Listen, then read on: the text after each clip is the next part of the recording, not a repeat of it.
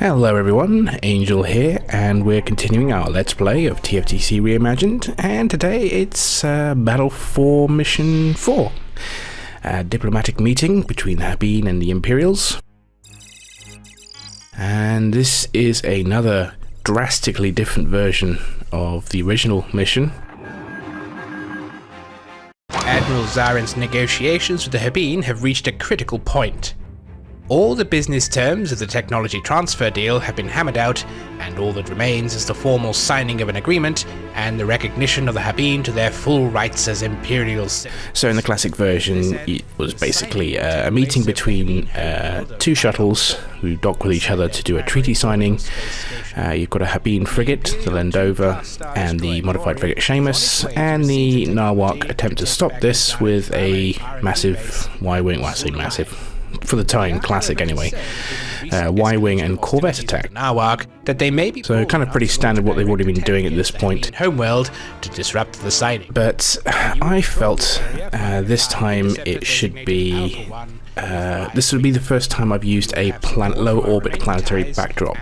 These were added in XWAU by DTM along with and I felt that the best thing to do would be to basically do this treaty signing in orbit of Mylock 4, the homeworld of the Habeen. I felt, you know, narratively it would make sense, and to basically do it on their primary space station, or at least what I've designated as their primary space station. Several transports will launch from the station. So the basics of the mission is still the same. The treaty signing happens, the Nharwaak attack with crap load of Y-wings and Corvettes, as well as skip rate blast boats, which I added of course in the first mission, and I think I also threw in 2 or 3 Corellian transports in this one as well. Wish to formalise relations with the Empire, so the modified frigate Seamus has arrived in orbit of Mylock 4 with a diplomatic delegation to sign a treaty.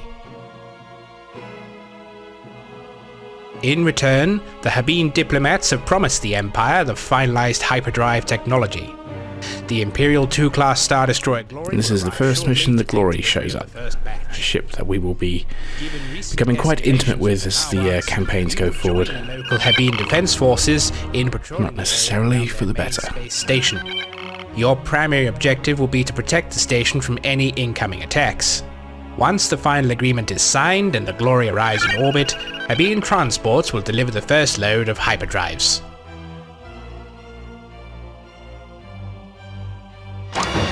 Okay, so we are in the TIE Interceptor again. This is going to be a good mission for this. There'll be lots going on. And then we have the low orbit backdrop. This was made by DTM, as I mentioned. It's not the most high resolution thing in the world, but it really looks good, and I think this really helps accentuate the battle, especially this is a large fight. When you're in the right position, you see all the little specks of fighters just sort of having a big furball. Yeah, this really helps to add to the visual spectacle of this particular mission. Habeen primed or modified frigate Seamus. We await your delegation.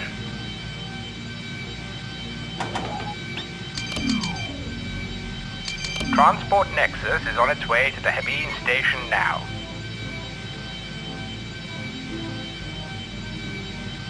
And of course something you can do here is just fly straight through the station. In the first iteration of this mission in version 1.0, your wingmen were escorting you in formation, and so if you flew through this station, they'd end up ramming into it because the AI is stupid. And we can see some planetary fighters. I thought obviously if we're in orbit of the Habeen homeworld, they should have some extra defense resources here, so they've got large fleets of Z-95s and planetary defenders. So this is probably, I think, one of the first missions where you're really fighting alongside a large ally with you.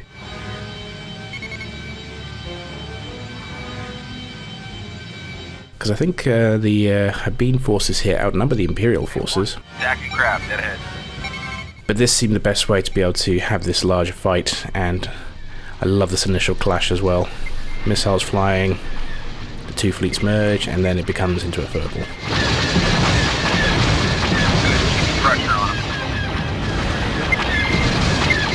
Now this is quite a tough mission. This is probably my 4th attempt to do this one. It really depends on how you approach the strategy here.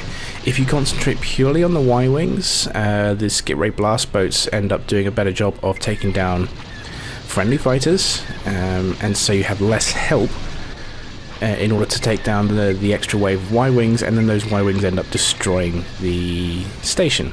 So I'd certainly recommend you take out a few of the blast boats first to try and help your friends, and then go for the Y-wings.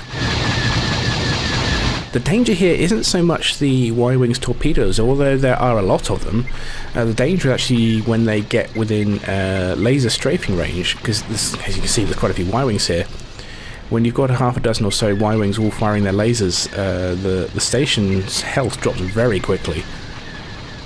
Because the defense perimeters I've put around the station are the defense guns, perimeter guns, are very good at shooting down the torpedoes, because they're very rapid fire lasers, they're set to protect, and so they've got a nice crisscross pattern of fire to defend them, which hopefully I'll be able to show you. And there's the frigate as well, which is also helping lend a hand. Frigate lend over. So yeah, it's combination strategy. I certainly spend the first 3 or 4 minutes just going for the blast boats, and then once a few of them are taken down, I start concentrating on the Y-wings. Again, too many missiles in this mission, because I forgot to update the missile count. You should only have 6, not 12, because an interceptor can't carry this many. Okay, I think we've got a fleet of corvettes and 3 Corellian transports now, YT-1300s. So this is just meant to ramp up the pressure. They're advancing on the station.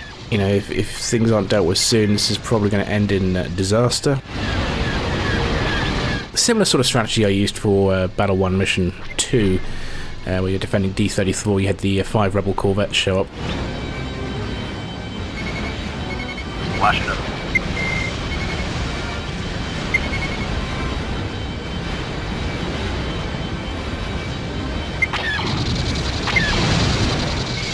So yeah, the planetary backdrop is basically just 2 skyboxes. You've got this sort of wraparound skybox, which is basically the planet's surface, or most of it. And then you've got the pole skybox, which is the pole of the planet, which basically has to be circular in motion in order to work. So you might find that most of the planetary backdrops have what looks like a hurricane or some other kind of circular pattern to it, because that's the only way we can really make the skyboxes merge fairly seamlessly together. It took a while to get this kind of to work properly, but yeah, it looks good. And this is the first of at least 3, I think, no 4, low orbit backdrops that TFTC uses. 2 of which are in Battle 7, another one will show up again briefly in Battle 6.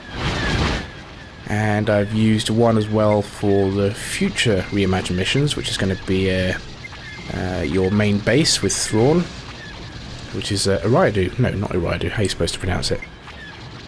Eriadu, that's how you're supposed to pronounce it, yes.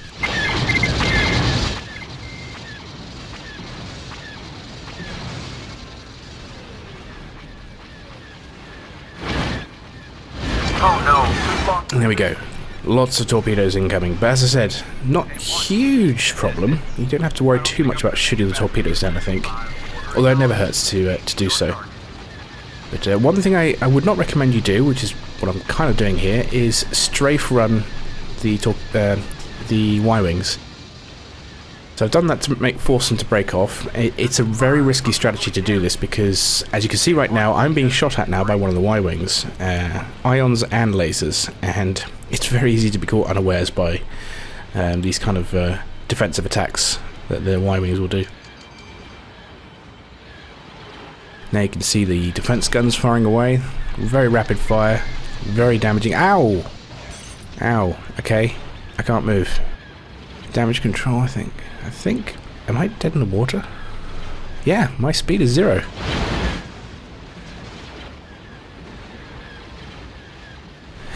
Yep, I need some help, please. Engine's back online. I can't move. Flight controls. And my cannons are down as well, so I took quite a beating there. Ah, there we go. The glory's here. And the corvettes turn tail and run. Okay, I can move again. Still can't fire. Station's taking a beating, but is still alive. Watch those corvettes try to run. Too late for them. The Glory is deploying the new TIE Advanced Starfighter. So this is the second time the TIE Advanced is deployed in combat. This is now the full production run version of the TIE Advanced.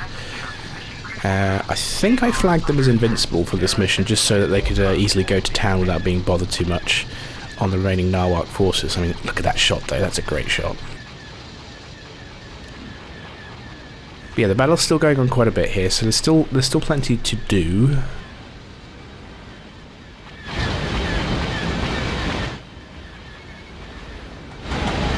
All of our corvettes helping out with the defense.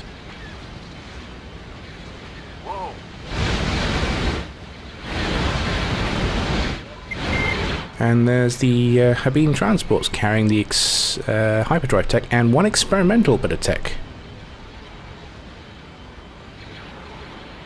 Again, with one of the earlier versions of this mission, that these transports didn't tend to arrive until after all the battle had gone, and then you just have to wait for a while.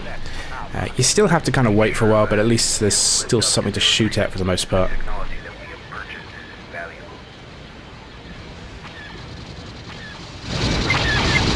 So yeah, this version of 1.2 of this mission is definitely a lot better, I think, than earlier versions. I think the flow of battle is much improved from its original version in 1.0 and 1.1.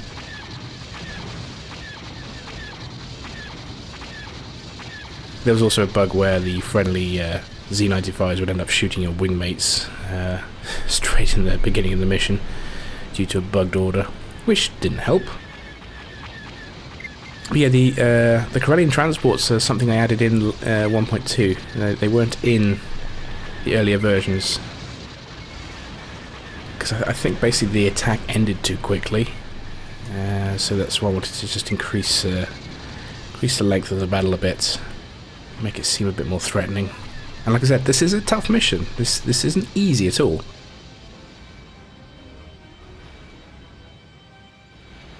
But there we go. I think we have now defeated the entire attack force. So I think we're just waiting for the transports now to enter the hangar. You can see a couple of TIE Advanced. There are actually two model profiles for TIE Advanced. There's the Mark 1 and the Mark 2 versions. For some reason, the changes we made didn't actually make it into this mission. I think I possibly forgot to add the files for it. But the Mark 1 Advanced is supposed to show up only in Battle 2, Mission 5, and whenever you see basically Harkov's TIE Advanced, because they were the earlier versions that he got first. The Mark 2 versions are the ones that you will be flying and that Zarin will have. And the only difference visually really is the cockpit design. I think the Mark 1 has the sort of rounded cockpit and the Mark 2 has more sort of hexagonal looking cockpit.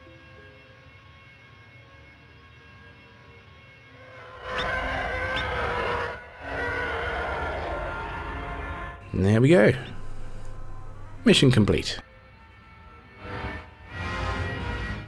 Apparently can't dock at the Glory. Okay, well let's head back to the Seamus and dock up. So yeah, that's the only real differences of the TIE Advanced models there. Basically just an internal poll with the team, like which model do you like better, and overwhelmingly everyone seemed to like the hexagonal looking cockpit and the rounded one. I think they both look good, so I'm not really fussed.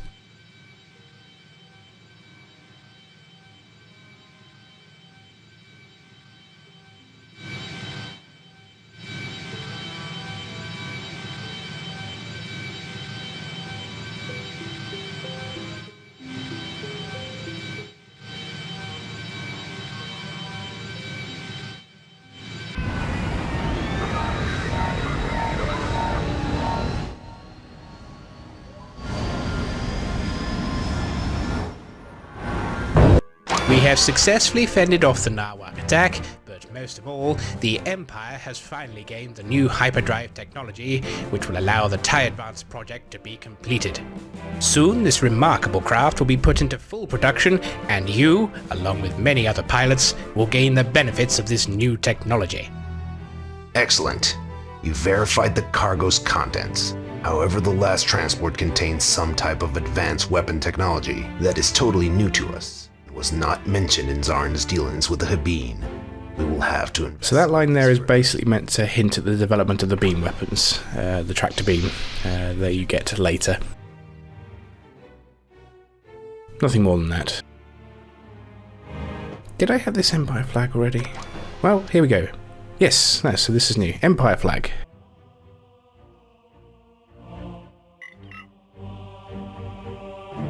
And I appear to be a Lieutenant Commander now.